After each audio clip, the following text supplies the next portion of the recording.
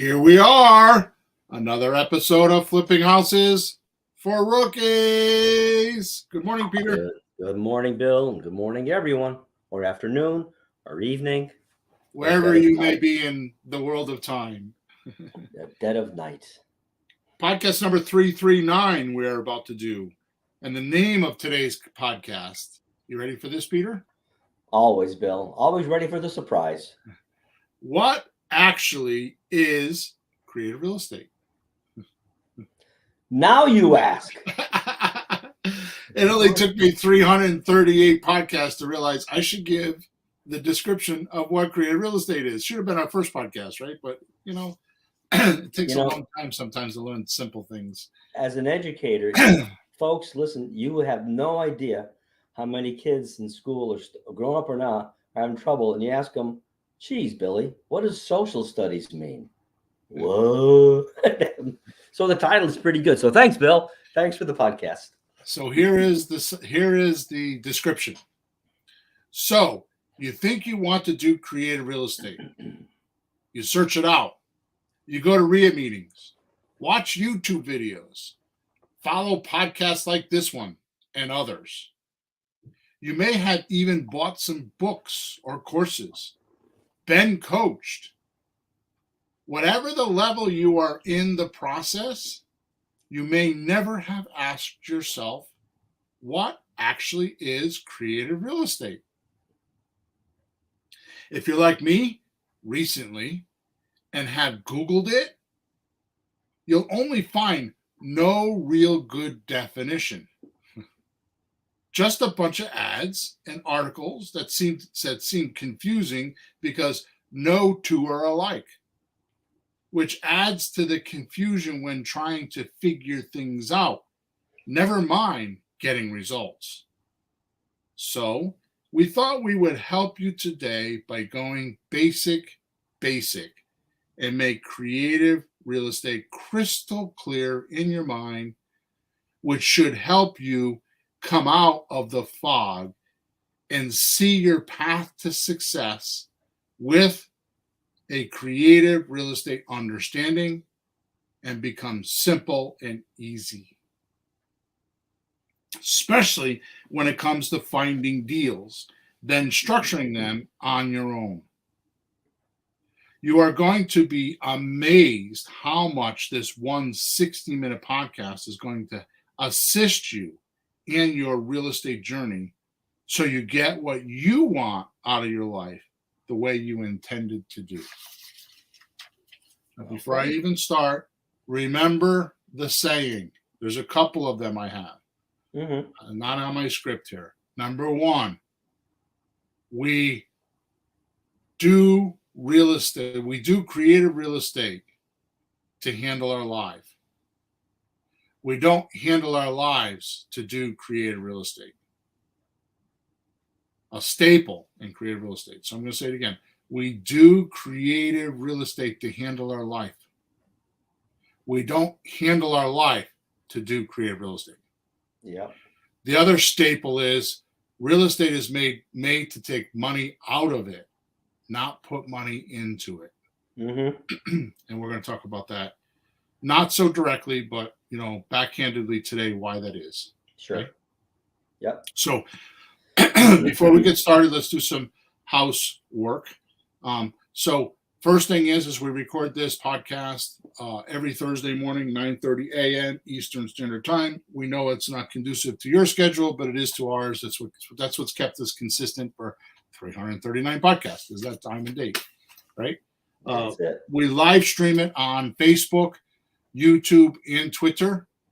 So if you are a YouTuber or a Facebooker or a Twitterer, I guess, tweeter, you can go there and watch us. It's a live stream, and you can actually ask questions however the platform allows you to do that.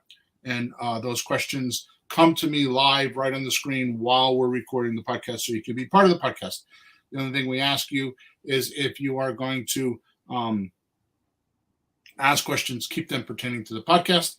If you have questions outside of the topic of the podcast, you can do one of two things. You can go to WhatsApp Messenger, type in "Let's Talk Real Estate." We have a free group there, and a lot of folks, including my coaching clients, that answer questions there all the time. It's like a private forum that I have.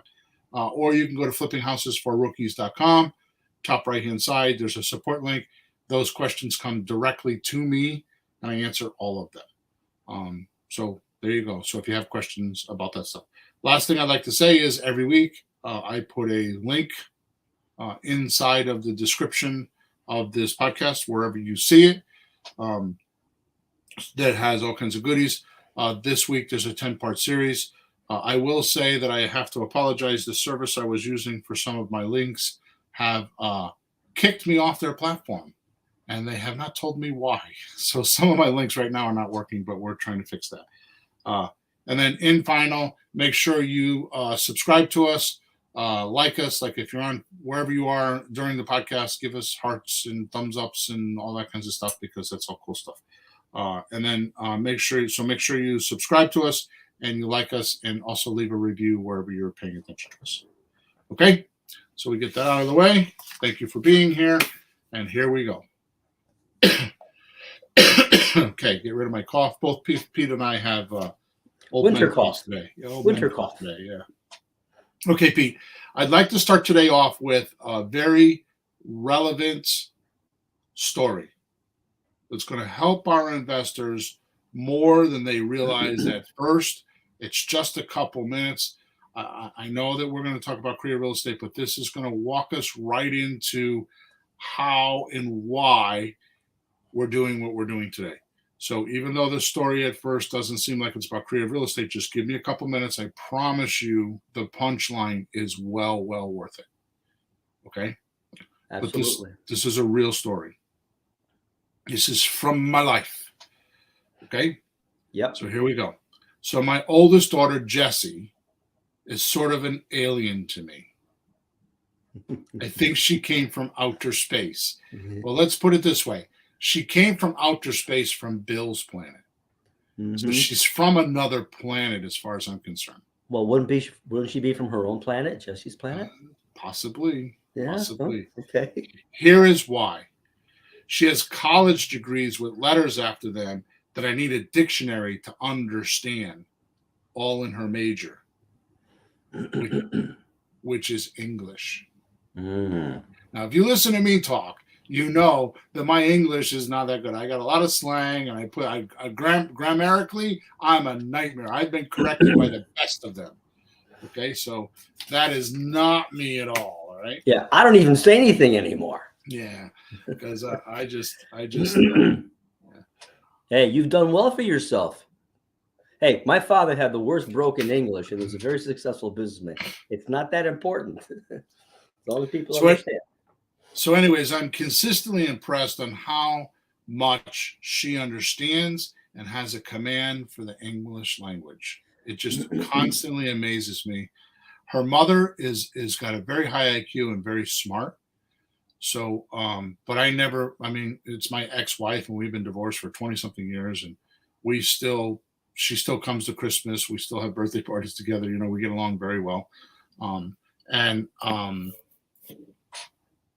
don't know why I'm telling you that, but anyways, her mother is very smart. So fortunately for me, both my children have their mom's intelligence. I bring to the table common sense, right? So I'm that guy. So now I tell you this not to brag, okay, but just to set the story, that the pace of the story, so that it can tell you, so you can see how it's going to help you in this podcast. Okay, so here we go. During Jessie's college years, she was actually very industrious. She always had 2, 3, 4 jobs.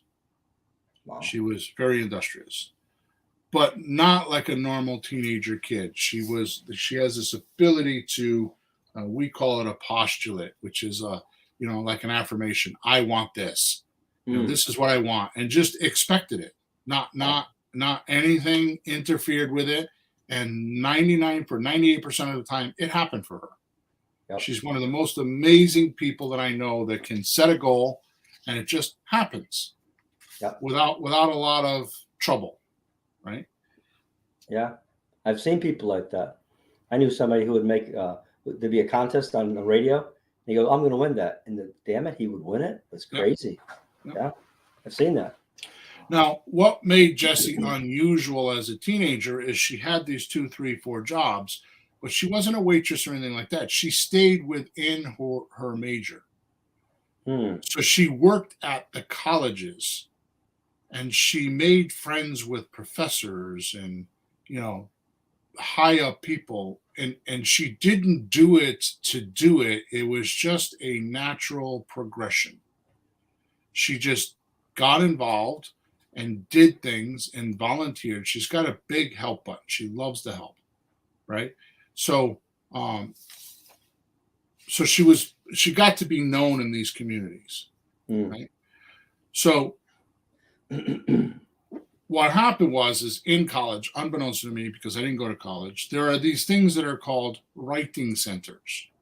And it's where college kids can go to get help with their papers for writing them in class. Right. So obviously there's a lot of papers and, all that kind of stuff, what do they call them? Thesis and all that stuff. And they have formats for everything. You don't write. It has to be this format. It's going to be like this. And, we did it in high school like this. No, we don't do it in college like this. It's this whole thing. Right. And they have to get it right. So somebody from the inside guiding them is very important. Right. So one day she tells me a story, which I'm telling you now. Wait a minute. This is a story about a story? Yeah. I didn't ask her if I could tell the story either, but she'll be fine. So it's about this student that she's helping. Right. And the student came in and showed Jessie her multiple page written paper that took her, I'm assuming, sound like it took her hours to write. The student. Okay. Jessie didn't tell me that. I just assumed because she said it was multiple pages. Yeah. I can't remember. I think she said it was 8 or 10 pages, but I don't remember the amount of pages. It was a long report. Jessie said she read it and was completely confused. Jessie was. Wow. Jessie tells me the paper had some very, very small relation to the title, but it was extremely confusing. Wow. It's like she was all over the place, right? So Jessie helped her out and sent the student back to rewrite the paper. To only return with even a worse written paper. Holy moly. Right? So according to Jessie, they did this a few times, right? And each time things got worse. Jeez. The paper wasn't good. Right? So Jessie, in her own infinite wisdom, decided she needed to crack this student's misunderstanding of this subject and confusion she's writing about. So what Jessie did is she went back to basic and decided to ask the student what certain words meant. Wow. And the very first word she asked was in the title, and it was what the paper was about, just what you said at the beginning of the show. Yeah. Smart, Jessie. So I don't know what the title was. It was something that I would need to look up because I didn't understand. You didn't even want to say what it was if you didn't know. Right. So she just kind of picked the title, started at the beginning of the beginning of the page, and just in the title was a word that was the topic of the paper. Okay. And the first word she asked this student was, like I said, right in the title. And the student had no idea what it meant. Yep. She gave Jessie a very confusing definition. And she was all over the place.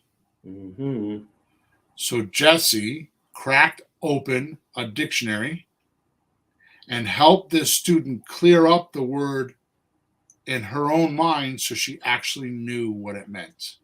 There you go. there was they used examples and they talked about it and made some sentences and looked up the derivation so they knew where the root of the word came from, right? And the girl brightened right up. She said in front of her, she looked like a new person. That's what happens. I do similar things when I teach. It's amazing to see. Absolutely amazing. You have somebody that's lost and you find just a single word, 2 or 3, it's a totally different ball game. And they just look at you like not lost anymore, unlost. Yeah, exactly. Unconfused.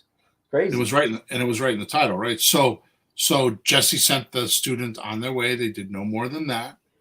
And the next day, the student returned with a rewritten paper, and Jesse read it and said it gave her goosebumps. It was so good. Unbelievable.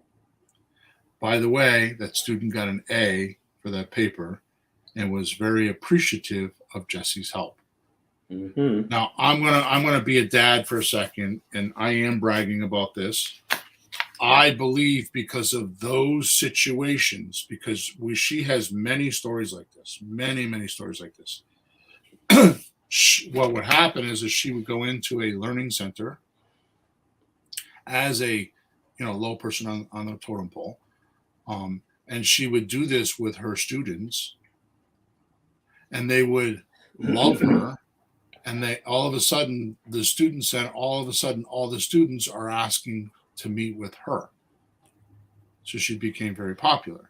Yeah. And then because all the students are asking for her and they became very popular, all of a sudden administration's like, what is she doing? That's right. So this happened over the course of years. And right now, she is the head of a program that has a grant that's worth hundreds and hundreds of thousands of dollars. And all she does is help students with this kind of stuff. And she's now in charge of the whole thing in a college. And they are in conversation right now to using this program that she has in all of the colleges in Connecticut. Unbelievable. Okay. So I'm bragging on that part because she's done well. Yeah, but that's important what she's doing. That's absolutely important. Yeah. I've been to a few colleges. I've talked to president of college. I've spoken at colleges on this type of thing, and I didn't get very far. But from the inside, because I'm on the outside, she's on the inside, plugging away. There she goes. That's amazing. I'm impressed. I have to have a little conversation with her one day because I'm really impressed. I know Jesse, fairly well. We were on TV once. We're pretty close. Yeah, they did a TV show. Peter and Jesse did one of those TV shows. I forgot what it's called, but okay. I tell you this story today because after Googling the term "what is creative real estate," I felt like I was reading those first few versions of Jesse's student papers. Ah, yeah. They were confusing and unrelated and weird and theories on what creative real estate actually isn't, but they said was. Yeah. So let's get down to what is creative real estate. Bill, I want to point out something in case anybody hasn't noticed. How many times did Bill say confused, confusing, confusion just in that story?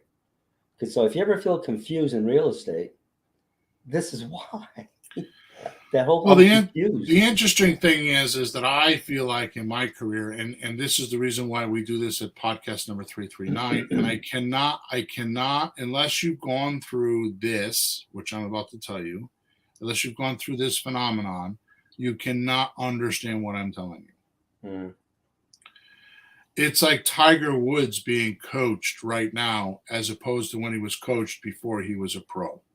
Mm-hmm. It's probably the same coaching and the same coach, and they're saying the same things. I mean, how many things could you be told about swinging a golf club? Mm-hmm. The difference is the old saying that the student shows up, the teacher shows up when the student's ready. Yeah. So what happens is when you do something the first time, you're just trying to get used to it. Then you do it a few times, and then you're trying to make it more consistent or steady. And then you keep doing it until you get to a point where you notice little tiny things make catastrophic differences. Mm-hmm. But because you've done it so many times, you'll say to yourself, wow, if I just move this just a little bit, it makes a huge difference, right? I'll give you a classic example. I'm way off script here. I'll give you a classic example, right? So I have done obviously hundreds of creative real estate transactions. I still do them today. I have coaching clients. I do my own deals. I'm in the middle of 3 or 4 deals right now. You know, I mean, buying. I have 3 houses that I'm selling. You know, so I mean, um, I still. I mean, my dad just passed away, so I was gone for 5 days.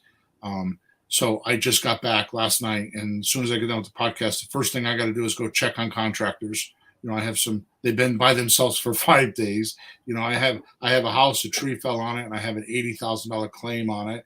You know, with insurance company. So I'm not saying this. I'm extremely active, and you know that because you're around me, right?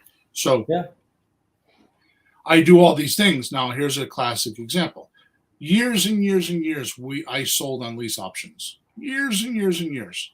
Mm-hmm. And then I think I was in a seminar with you, or I was somewhere. I don't know where I was, but maybe it was because it was a while ago. So somebody said something, either I read it or saw it, and they insinuated that I don't have to do an option agreement the same from start to beginning.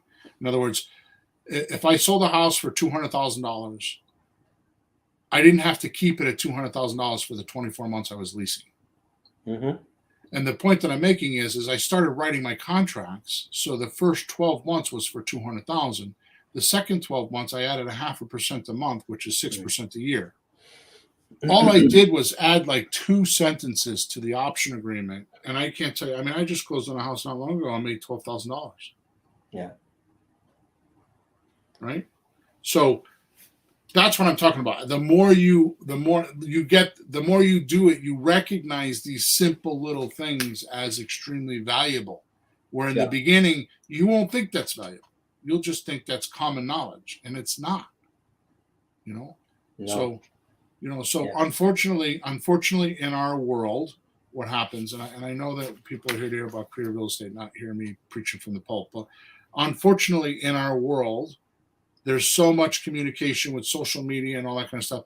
What most people think is important information is just common knowledge.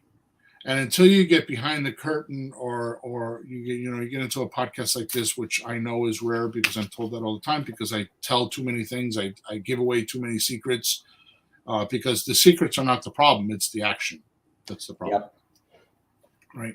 So anyways, my point is that we're going to talk about creative real estate on podcast number 339 because it's taken us or me this long to realize this. It's taken me this long to realize that you even need to define creative real estate because people don't know what it means. Yeah. Right. So let's get down to it. So we're going to start off with what most are familiar with in real estate to date. This is not creative real estate. This is what most people think of real estate. So there's a comparison. Yeah. Okay. So the whole in regular real estate, the whole deal, the entire transaction evolves around the house or the building or its legal name is the edifice. The building, a building like a structure, the legal name is an edifice. It's called an edifice. That's the legal name for a structure or a building. Yep. So I don't care if it's a shopping center. I don't care if it's a house or an apartment. We're talking about single family houses. So I'm going to keep saying houses, but it's like, this is all a real estate, right? Mm-hmm. So here's what happens. They go in and they look at the building.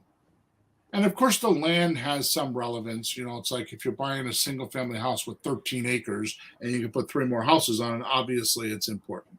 Other than that, the only thing that's important about the land is that it's legal, right? Meaning there's no Like an easement. well, that could be legal, but there's no impingements against the land. Like if you buy the land, all of a sudden the neighbor says they own 4 acres of it, something like that, right? So you just want to make sure it's legal, right? Or chemical problems underneath it. Yeah, not too many moving parts. Just a couple of things to check. In a house or building, an edifice, there's a lot of moving parts, like a car, transmission, there's a fuel pump, and there's tires, transmissions, and there's steering wheels, and there's electric. Well, a lot of moving parts in a house. So, unfortunately, and I say that because, like I said to you, when you first start out, you may not know this. You may not. What I'm going to teach you today may seem too simple to you. Like, yeah, I think I already knew that, or I knew that already, and he just put it in good words. Mm-hmm. So if you're thinking that when we get done here in a few minutes, then you're the guy that I feel sorry for because you think you already knew it. Mm-hmm. And the first barrier to learning anything is to think you already knew it. Yep. Okay. That's true. So I want you to understand this because this is a huge difference on how you're going to do your deals. And this is a huge difference on how you're going to hit your success and how you're going to approach your business successfully. And I don't care if you just want to buy one house, it's still a business. It's a transaction. Yeah. Okay. So what happens is most negotiate the price, right? In current real estate. So they go look at the real estate, they look at the house, they look at whatever, and they start with, okay, what's the condition of it? Mm-hmm. Right. and then they start talking about negotiating the condition of the property. Mm. And the negotiation is done, which, by the way, I mean, it sounds like I'm brilliant, which I'm glad everybody thinks that, but think about this. What is the definition of a comp? A comparable price. It's slang is comp, C-O-M-P, a comp, which means comparable price. So what does that mean? Well, you'd be looking for houses in that area that are very similar to it that just sold recently, so you can tell what this might be worth. I mean, how do you know what something's worth? Right. So basically, and I'm going to get in this in a few minutes. That's trying to figure out what your buyer will pay and how popular it will be with your buyer, right? Mm-hmm. That's the definition of a comp, which is how I came up with that, because when I looked up the word, when I looked up comparable and all that, I had this realization, like, well, in creative real estate, in any real estate, in any transaction, I mean, if you're selling pencils and you can sell a pencil for $1, then you need to be less than $1 when you're buying it to make money. Right, but the important thing is, what I said was okay, but what you said was better, because all you're wondering when you're buying a house is like, what can I sell it for? So the comp has nothing to do with selling, only buying, in buyers' opinions. They can change their mind. It goes up and down, but for right now, in this neighborhood, this house, what can I do? And it can change in a week or a month or two, but right now, this is what we got. So the comp is from the buyer's viewpoint.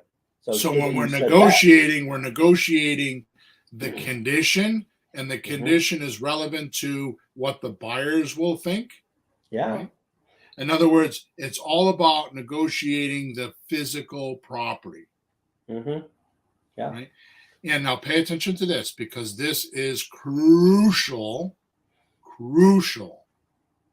And I learned this in marketing, not real estate. Mm.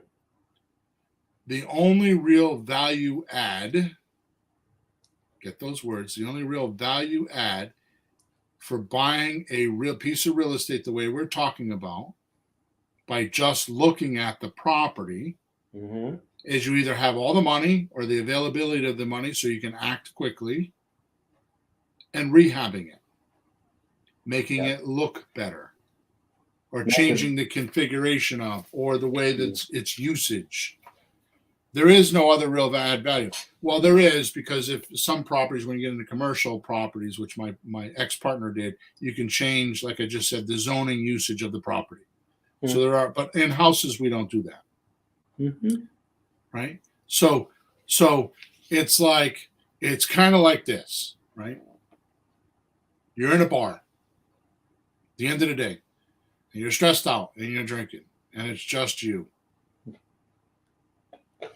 and some, and I'm going to do this as a guy. I know I get girls listening. You could use your own imagination. And you're sitting there, and a hot girl walks in the bar,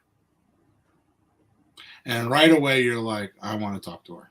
You're compelled to go see her and communicate with her, right? Mm-hmm.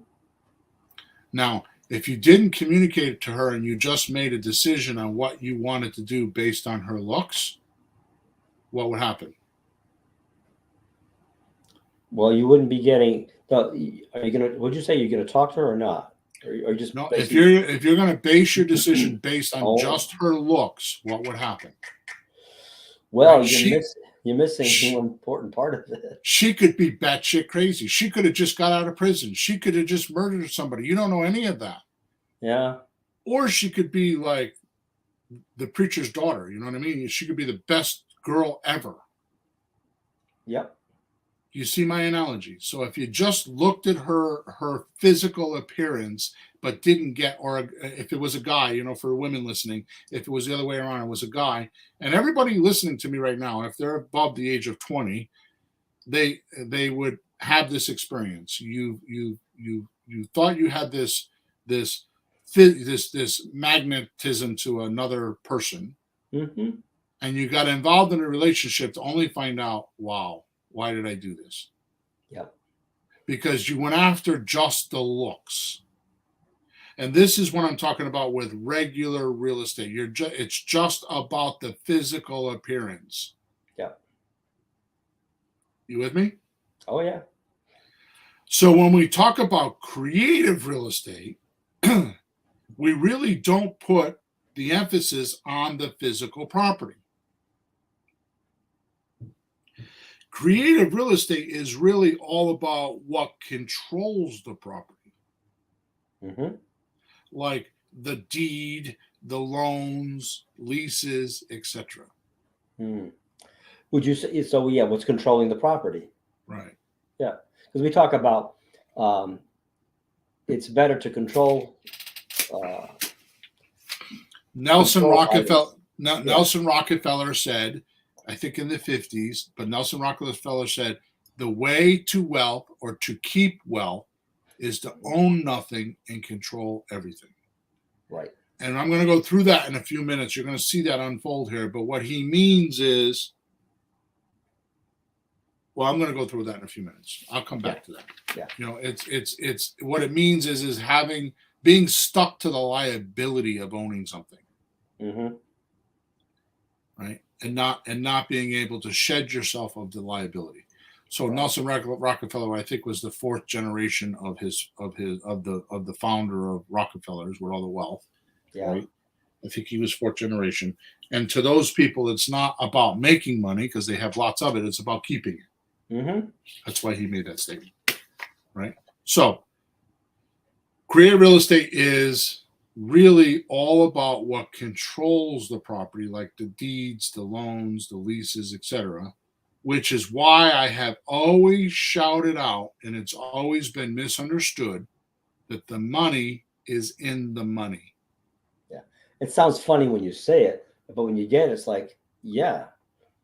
Right? So it's the way the banks look at it. Yeah.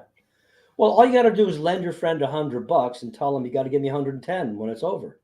Right. You're making money on money, whether it's interest or, increase in equity, whatever it is, but you're making money on the money. Right. So my statement, the money's in the money on real estate, has nothing to do with the real estate, except like what the banks do. It's just a way to attract buyers to obligate themselves to pay you so you can write the deeds, the loans, and the leases, and et cetera. Mm-hmm.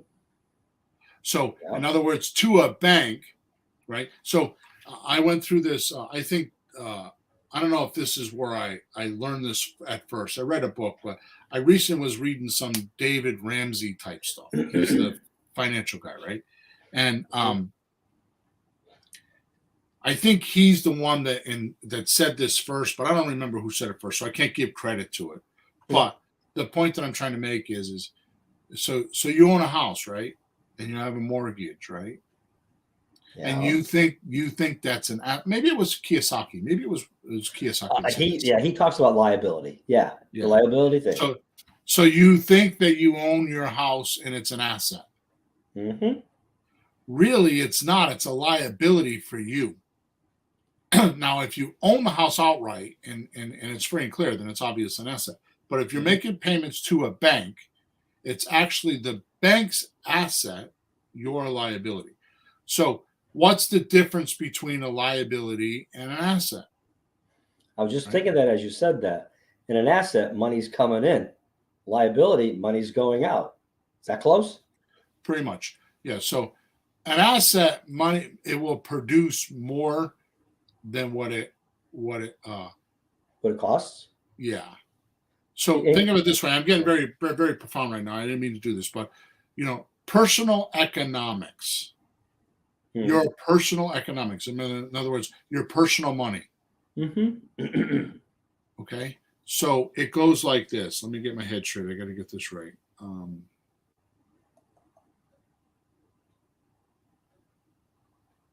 I lost it.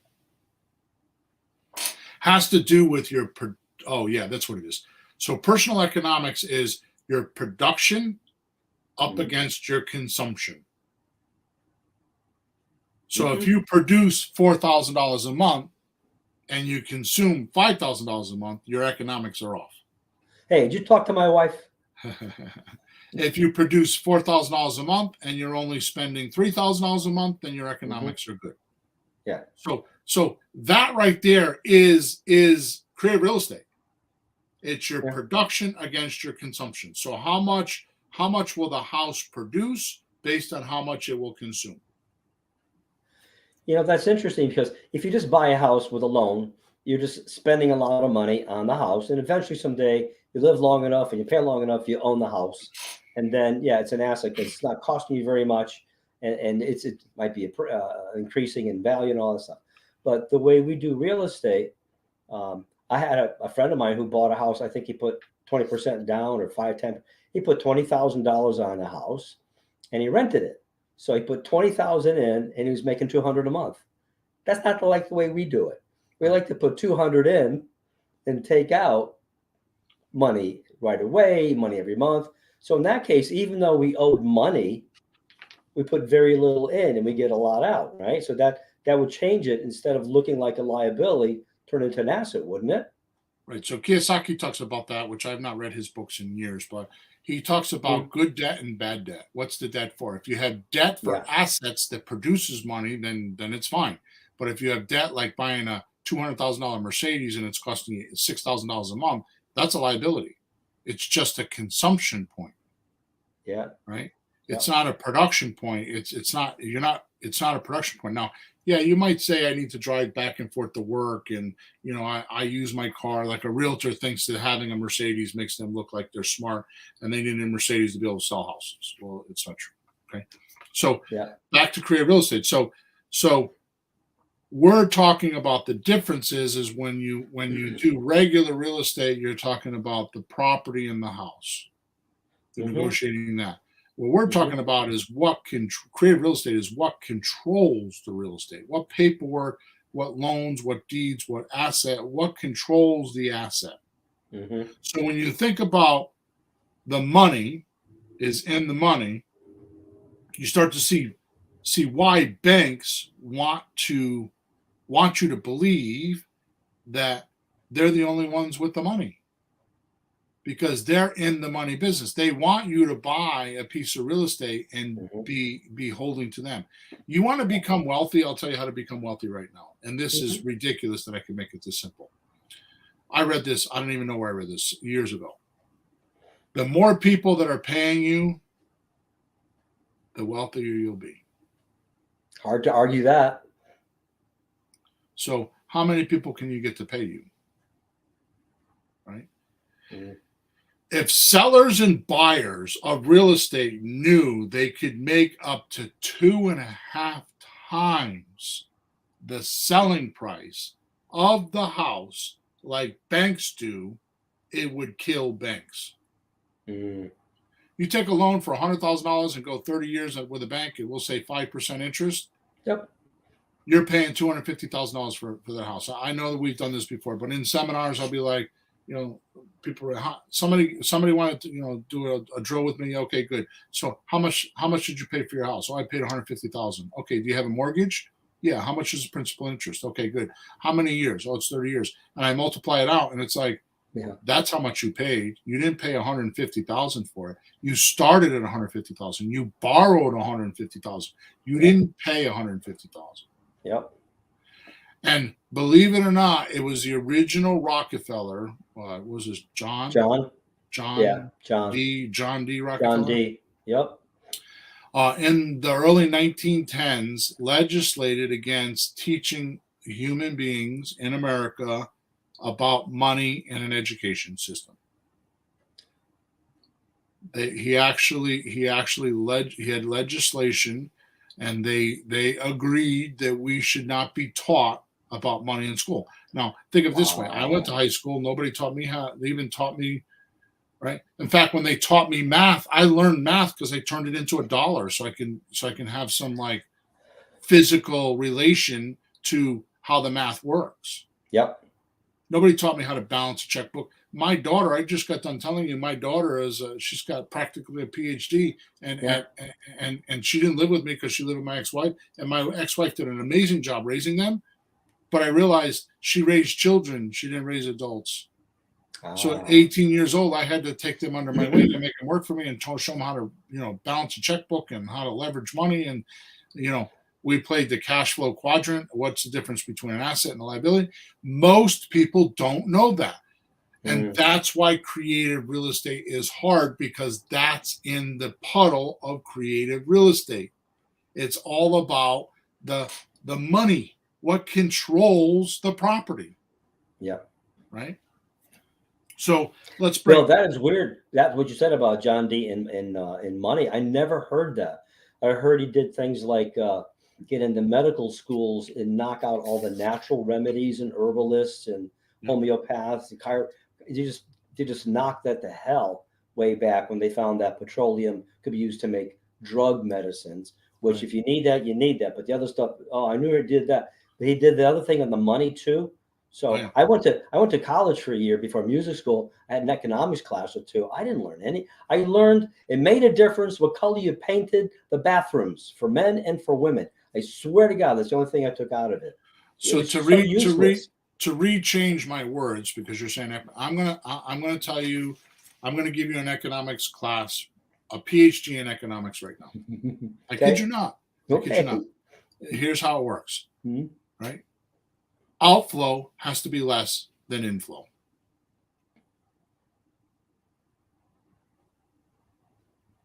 What kind of outflow? For money. For anything. To be viable for anything. I don't care if it's you drink water. You drink water. Yeah. You have to drink more water than you outflow, because your body has to consume some of it. So say it again now. Outflow has to be less than inflow. Okay. I almost heard it backwards. That's why I want to check. Okay, good. Of course. So that makes sense. So when you're doing a real estate transaction, no matter what it is, the price, the payments, the duration, it's all about outflow has to be less than inflow. So and I just said you have to produce more than you consume. They're all the same. Yeah. So the bottom line is how much could you get for how much can you get? How much inflow can you get on this property, and can you pay less than that? Yeah. That's creative real estate. Actually, that's any real estate. That's any economics. That's a business. Can you get more income than less and have less expenses? That's called profit. That's called equity in real estate, right? So creative real estate is really all about what controls the property, like the deed, the loans, etc. So when you talk about creative real estate, we really don't put much emphasis on the physical property. Well, when you talk about selling a property, one of the things we say a lot that I repeat it because you started it, but when people buy the property, they're not buying the house, they're buying the financing. Right. So, I mean, just taking that and, because they can handle that financing. The house, they'll manage, but they can't handle the regular financing with the bank. So they can't buy the house. This way they can. So if we look at that from our perspective, buying it, we're buying the finances so we can sell the finances. That might make sense to people because that's how I'm thinking it now, because we've Right. talked about that part, selling it on finances. So Right. we're also buying it on finances, controlling the paperwork. So So we can sell it on finances. we're buying real estate on a monthly payment and conditions on that monthly payment so we can pass it along to our buyer. Yep. Everything is about not having to pay for it now.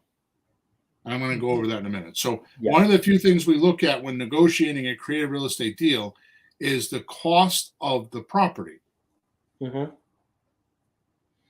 like taxes, insurance, liens, etc. Then we need to look at, is there a loan attached to the property, Mm-hmm. right? But here's the secret that 97% of all rookies get hung up on. Hmm. Okay. Now I'm going to jump into the deep end of the pool, but this is huge. After you've done hundreds of deals, you're going to start to notice this. Hmm. As we teach in so many other podcasts, if you look at what a house can sell for, like we've been talking about, and what your buyer is willing to pay, remember, when we do this, when we get seller financing or a lease or whatever we get to control the property or own the property, we become the bank. Hmm. We make the decisions on what the buyer can and can't do Mm-hmm. based on our parameters of how we bought the house, right? Right. And how much we need to eventually give the seller, right? We come up with the loan to value ratio. Mm-hmm. So if we have to give the seller 80 grand and we can buy for 100 grand, then we have an 80% loan to value ratio. Sell for 100. Yeah, I don't know what I said. So if we have to Yeah. give the seller 80 grand and the buyer, then we decide how much should the buyer pay. Right. So if we could put it on the market because the buyer is willing to pay 100, then we have an 80% loan to value ratio.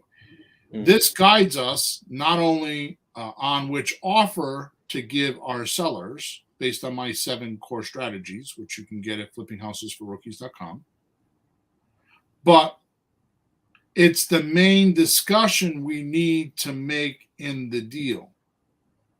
Now, here is the core of creative real estate. So please listen to this a few times if you're listening to the playback. This percentage that I have created, like a slot deal, you can do up to 100% of what's owed on the house. Mm-hmm.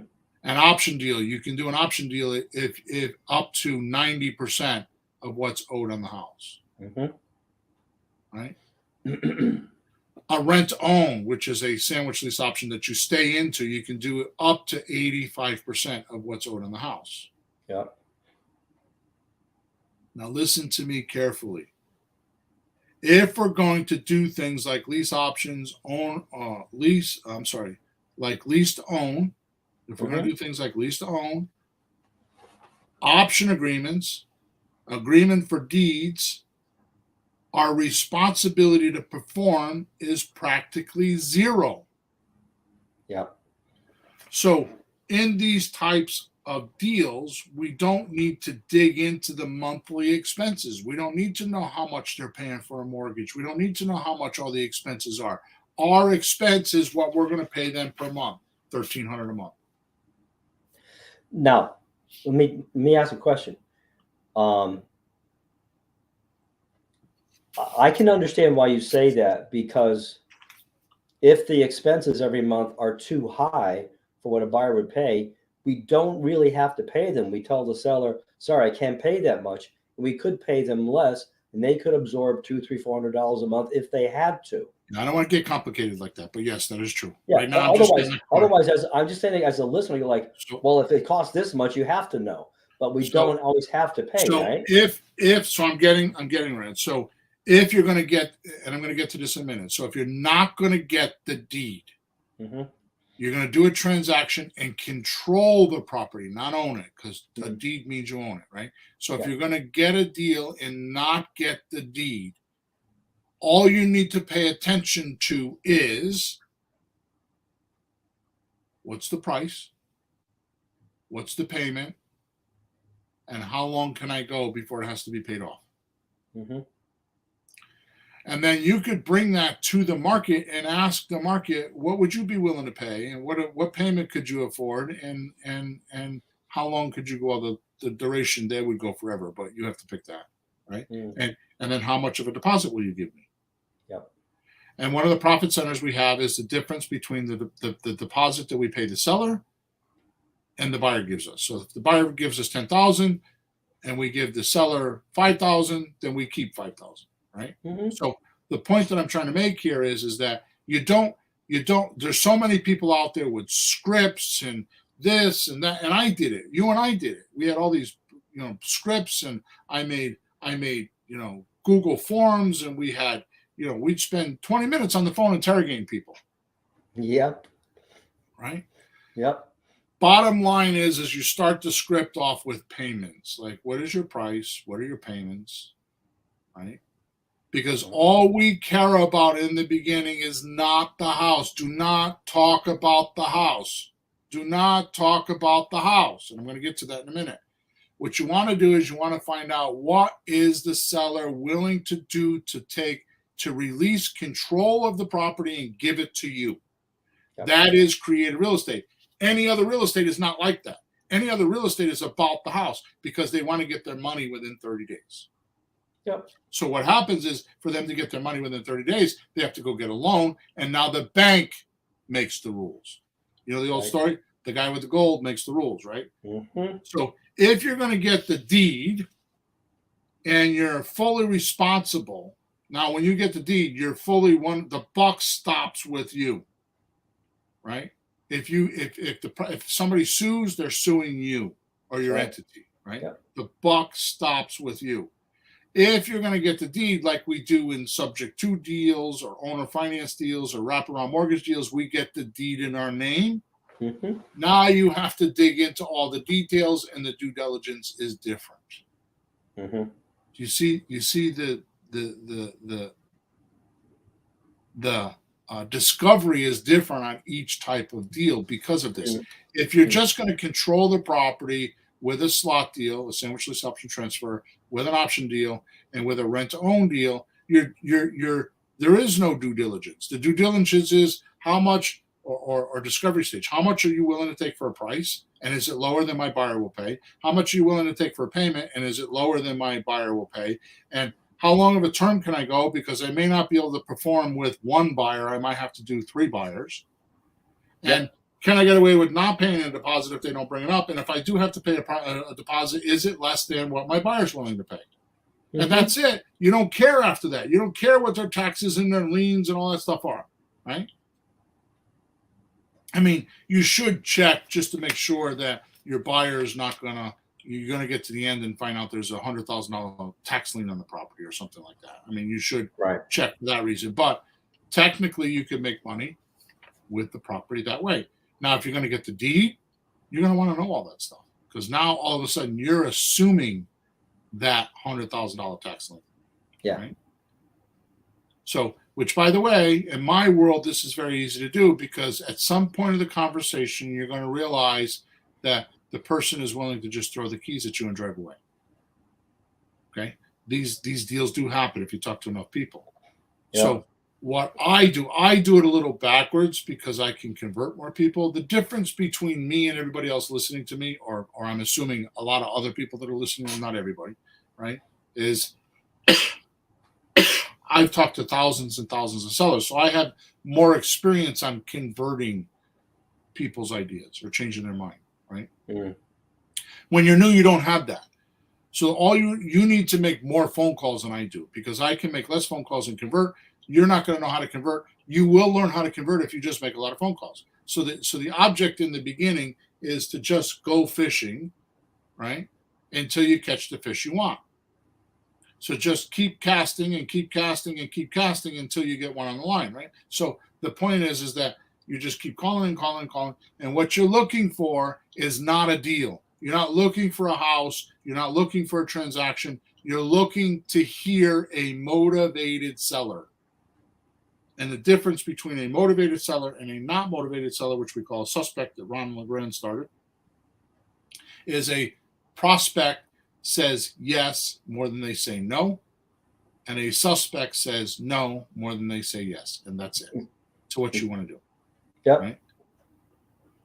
So to be clear, deals like our slot deal, our option deals, our rent to own, and agreement for deeds, you have the right to buy, but you're not obligated to buy, so there's no risk. Now think of this. These type of deals that you're controlling but you don't own can be assigned.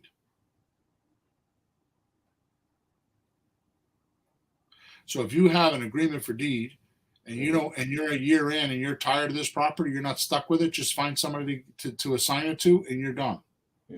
One-page document and you're out of the deal. So I don't understand why people have so much fear, because my daughter's buying a property, right? I bought her a condo before my dad passed. The day before my dad passed away, I had to go to Florida for 5 days. And I'm like in this whirlwind, and I go buy her a condo, right?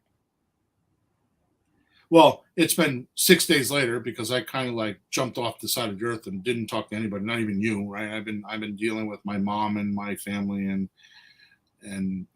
Social Security and Veterans Hospital and blah blah blah blah blah, all that kind of stuff, right? Yeah.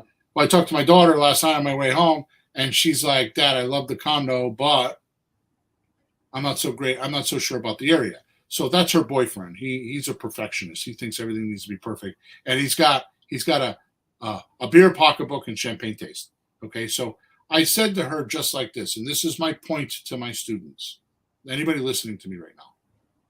I said to her, Emma, you need to buy this condo. It's a good deal. I didn't get a discount or anything like that. It's perfect for them. She's been looking for a year. This is perfect for them. If this condo complex had 6 units in it, I would hawk everything I own to buy them. Because over the 20 years, I bought a couple condos in there and I've made good money. They always raise, they always stay. The condo association is really good. Their townhouses, they're older, but they have a great association. Everything's perfect or very good. Right? And here's what I said to her. You know what? I'll make you a deal, sweetheart. I did the same thing with Jesse. I'll make you a deal. Yeah. What's that? You buy this condo. You live there for 6 months. If you don't like it, I will buy it back from you. I'll take it over subject to, or I'll do rent to own, or I'll show you how you can lease option it and make $200-300 a month. And she's like, thanks, Dad. Now I can buy it. Yeah. I did the same thing with Jesse. I told her and her husband to buy a 2-family from me. And I told them if they didn't ever want it, they'd just give it back to me. And it's 4.5 years later, and I got it back because they don't want to be landlords. So my point is that there's no reason why my students or our listeners can't do that. If you do it correctly, you can get rid of it whenever you want. You don't need to go through the rigmarole and worry about, did the market decline? Did it go up? Did it go down? Buyer's market, seller's market. Because I'm going to tell you right now, when you do create real estate and you get payments like we're talking about, you never have trouble selling. Because you're not selling the house, you're selling payments, you're selling financing, like I told you before. Well, sometimes we talk about it as a business. Yeah. Because it is. Yep. If it's making money, it's a profit-making business, so it's fine. All right, so the last thing that I want to mention before we go, because we're at the hour, so hopefully that makes sense. So technically, in one sentence, we could say this. Creative real estate is all about the monthly payment. How much is the monthly payment? Which, by the way, I thought I wrote it in my notes, but I didn't. I'm going to go over that in a minute. So last thing I want to mention before we go. Realtors have been around since about 1908. But until 1949, were considered charlatans. Mm-hmm. A charlatan, which is spelled CHARLTONS, is like a scam artist. You would think of a used car salesman as a charlatan. Mm-hmm. In other words, a charlatan to me, as my own definition, means the person that is selling is more interested in what they're getting than what the seller needs. I mean, what the buyer needs. So a charlatan is more interested in their commission and what they're going to get, and they'll tell you anything you want to know to get that commission than actually caring about the buyer. So this is true. You can look this up online. I didn't make any of this up, right? Mm-hmm. So you realtors, I'm sorry if you have to confront this, but too bad. In 1949, someone, and I could look it up, I just decided not to, someone wrote a code of ethics, right? Yeah. 2 months later, so that was September of 1949. 2 months later, in October, right, or November, when it was, 2 months later, there was a National Board of Realtors Association formed. The only purpose for this National Board of Association was to enforce the code of ethics. They needed to change the industry so it wasn't considered a charlatan type of a business, a charlatan type of a business. So they had to turn it around. Now, they've done it over the course of 70 years to the point where not one person that you talk to that wants to sell a house thinks that they have to go to a realtor. Some people actually think they can't sell a house without a realtor. But it's just what you do. My friend wanted to buy houses. Oh, I think I'll get in real estate. I'm going to call my realtor. No. So here's what happened. The biggest major shift for realtor history. This is what the realtors did in history. The biggest major shift in the realtor coming on board and doing transactions is they teamed up with the banker and they started bringing the money to the table in 30 days. Because in creative real estate, we don't do that. Yeah. Well, we can if the buyer has it, right? But we don't, we usually, so think of it this way. You buy my computer today for $1,000 and you pay me $1,000 in cash, you paid $1,000 for my computer, right? That's it. If you bought my computer today for $1,000 and you swiped your credit card and made 24 payments, meaning 24 months, you're paying more than $1,000. That's the American way. People don't know they can do this. First of all, you can save 12 to 15%, which we're not going to cover today, in fees that the professionals charge you, the bank fees, the realtor fees, insurance, all these different fees you have to pay for the transaction cost, 12 to 15%. So most people do not know when they sell their house, they have to pay all the professional fees. They don't know about us creative real estate people because we have not organized. So right now, most people think the only two ways they can sell a house is with a realtor or for sale by owner. Yep. So I leave you with this question today. What happened before 1949? How do we buy and sell houses? Answer: the way we bought and sold houses is the way we do it in creative real estate and have done it for thousands of years, all the way back to Roman times, as far as I can tell, probably before that. It's agreement for deeds, it's leasing, it's creative real estate, right? And creative real estate is actually the wrong term, but that's what we're all familiar with. Because it's not creative. What's creative about it is the amount of variations that you can do a transaction with. Yeah. Your mind is your only limit, like the different ways that you can structure the transactions. And that doesn't mean the types of paperwork. There's only a couple kinds of paperwork. I mean, you could have an agreement for deed transaction and have 2,000 different ways to write that document because of the way people think. That's where the creative real estate comes in, is the creativeness of it, right? So 2 minutes ago, you hit a definition that makes sense now. So because the one thing in common with everything we do is that it's stretched out in payments. Right. It's not an instant transaction. It's a thought out. What if we did this for a certain amount of time and everything works out? So that the added time gives us all the different variations. The punchline. Here's the punchline. What we do in our world is we take a homeowner that has an asset that has always treated it like a liability because they lived in it. Yeah. We're going to take them over the threshold and turn it into an asset and show them how they could make money with it. I like that.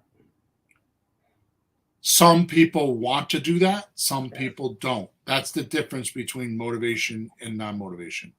Are they willing to turn this into an asset and allow us to show them how they could be the bank and make the rules? Mm-hmm. That is creative real estate. Now, I want to clarify something so I don't get support tickets on this. We really need to go because it's 5 minutes after the hour. The way our system works is we start with texting to ask somebody if they have a house for sale and they want to talk about selling it. Mm-hmm. I'll say that again. So we have texting. So we text them. So we ask them if they have a house and if they're willing to sell it. Mm-hmm. If they are, we get on the phone with them and we ask them what the price is, what they want to sell for, what the payments would be, and how long can we go. If they say no, I don't want to do payments, then we ask them for a discount, and we use one of our 7 strategies on that discount number on how we're going to get the money. Yep. Right. So the point that I'm trying to make here is, which I lost my thought. Oh my God. Is it just creative? Well, it wouldn't be creative. All we're trying to do is figure that out. Yeah.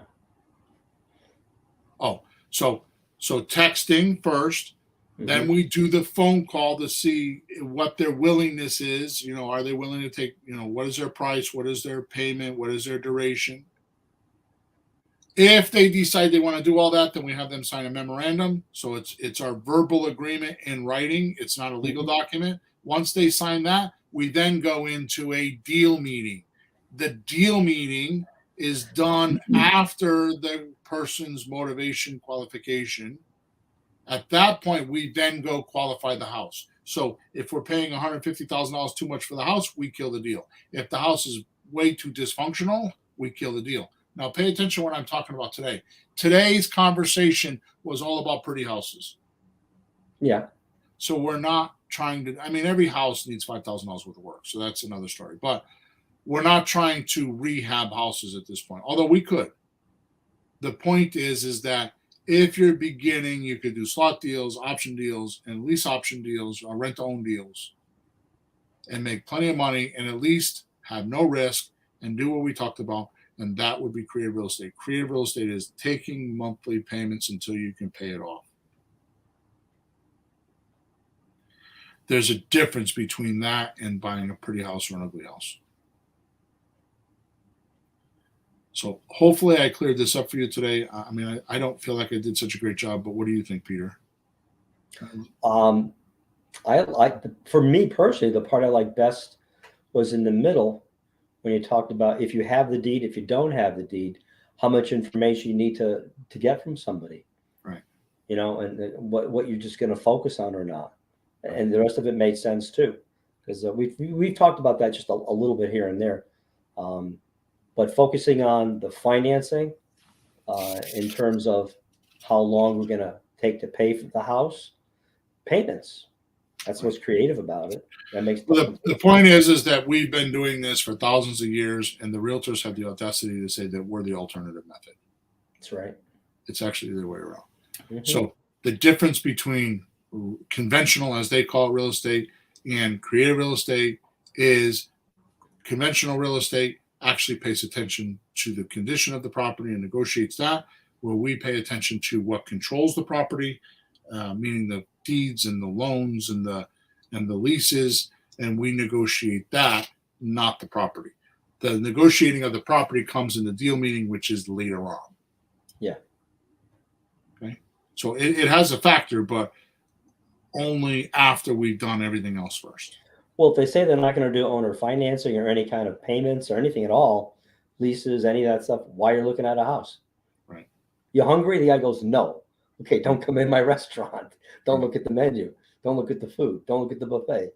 If they're not going to do it, don't waste your time on the other stuff because we're not selling the house. And You have to understand when a buyer buys a house in the system of rent to own from their end, they're not fussy about the house. Yep. They're not like, oh, I don't like this, I don't like that. They're just so grateful to have one. They can fix a house, but not We having should one. probably They we should can't probably fix it. talked about we should have probably talked about this earlier. 81% of the people looking for a house do not bank qualify. Mm. So 81% of the market is Well, they're locked out. they want this deal. Yeah, it's this or nothing. Yep. It's this or keep getting hammered by the wife. When are you going to get me into a house? Yep. You know, yeah. Very good. Let's bug out because we're 10 minutes after. So thank you for listening to us. Don't forget to subscribe. Don't forget to like us. Leave a comment wherever you're watching us or listening to us. Every Thursday morning, 9:30 a.m. Eastern Standard Time. We broadcast this. We stream this on Facebook, on YouTube, and on Twitter. And if you go to flippinghousesforrookies.com, there's a bunch of stuff there that will get you some free help, as well as there's a link in the description today. Don't forget to click on that so you can go get your goodies. Okay. Thank you for listening to us, and we will chat at you in episode 340. That's next week. Over now. Have a good week.